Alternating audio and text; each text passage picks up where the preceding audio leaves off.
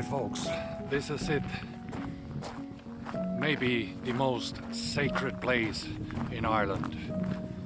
Ireland's patron saint, St. Patrick, welcomes the visitors to the Hill of Tara.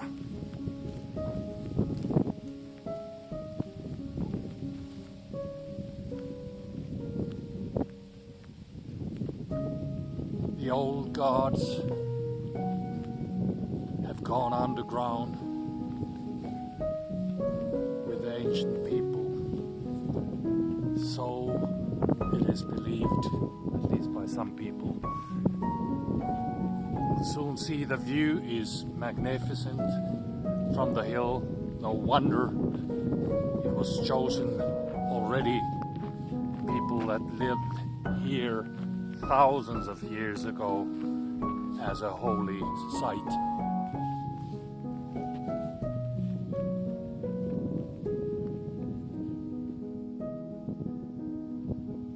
Around me is County Meath. In a horizon you can see as far to the northeast where the Mourne Mountains are. Alright folks, Hill of Tara has had many different functions over the millenniums, but one is very well known. This is the place where the ancient kings of Ireland were inaugurated, and this is where they took the oath for the people of the area, and the high kings became rulers of all of Ireland. There was a number of petty kingdoms around Ireland, and it wasn't always very clear who would be the high king, but nevertheless this was the place where he was inaugurated, and it has a huge significance in Irish history and mythology. Loads of excavations have been done here over the years, and there are different layers of archaeological artifacts that has been found here. Some are older, some a bit newer. One of the strangest things that happened here in the late 1800s was a group of British Israelites who came over to look for the Ark of Covenant, and they started digging and excavating here, and for the local Irish people that was almost like heresy. They did not believe that this place has anything to do with Ark of Covenant, and there were all types of incidents around that thing. And there is an old folklore belief that people who do wrong things on this hill will be cursed. Another bit later incident that comes to mind is the building of M3 motorway that passes through these holy lands, and there were a number of people who opposed the idea of building a motorway so close to this hill, and because the whole area is considered to be holy, and they said that if you do it, Ireland will face a curse. And there are different theories even today how that curse is manifesting itself.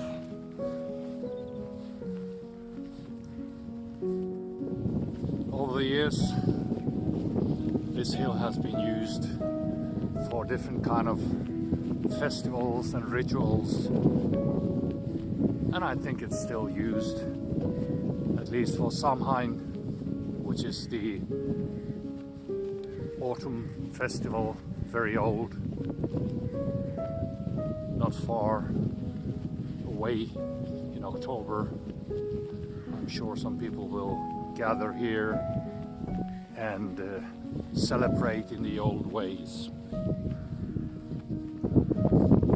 The area is fairly big and it consists of different archaeological sites. There are a number of burial mounds, and the oldest ones derive from the Neolithic period. I think it's about 5,000 years back in time where they have found the oldest sort of archaeological remains of some burials here. Then you have different kind of passage tombs. You have obviously also ceremonial structures. You have fortifications, so it's been used as a defensive position as well, which is easy to understand if you look around. It's high ground compared to the surrounding terrain.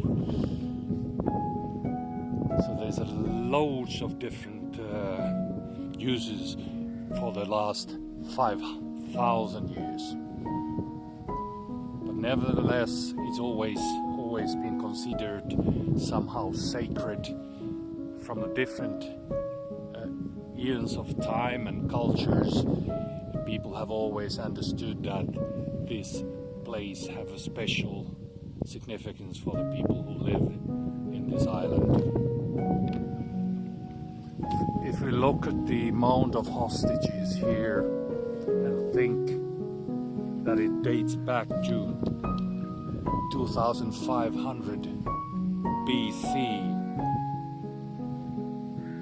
it's easy to see that it is somehow tied to spiritual practices and burials of people. Let's see if we can see how it looks in. These are the pre-Bronze Age Neolithic kind of tombs which you find in this area. And it's worth mentioning as well that the ancient people of Tutankhamun, I probably pronounce it wrongly, considered this as a gateway to the other world, Axis Mundi, as we, for example, see it in the Nordic mythology, the world tree, or in Saxon mythology as a Irminsul, in Finnish mythology, Maailmanpuu, Old Oak. So all these belief systems from those days, they are very much connected here in Europe. Stone of Destiny, it's right there. It has been said that this probably was the crowning place of the High Kings of Ireland. And the stone itself has been said that it rolls when the rightful king touches it. Let's see what happens when we go closer. This is a proper mound. It could have been at some point also a fortification here and burial. Different layers of history. Here you go. Here is the stone of destiny. It is windy and I'm gonna touch it knowingly that I'm not the rightful king that's for sure.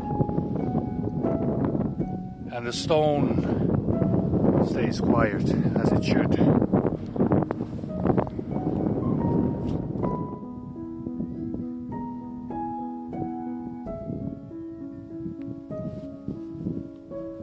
Stone of Destiny.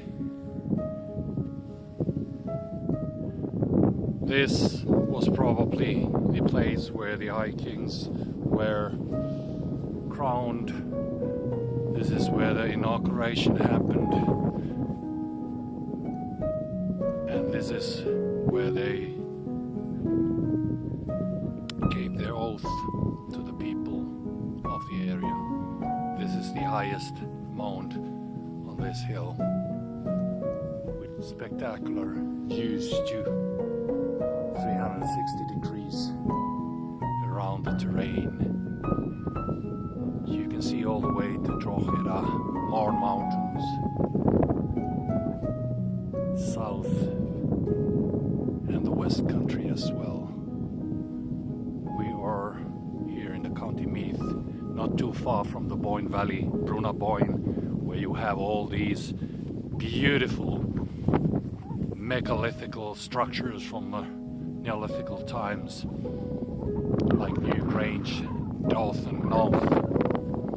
Another super interesting place close by.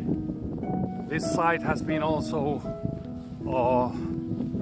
really important for the Irish patriots, nationalists.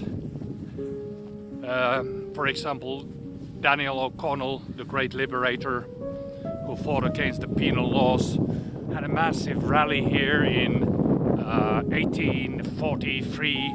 Thousands of people gathered here when he demanded the abolishing of the Act of Union Law that stole Irish Parliament and placed it into London. So this place has been a huge inspiration for different kinds of Irish patriots, politicians, writers, poets, and fighters as well. But most of all, this place has been a symbol of Irish identity and the long history of the country that it has.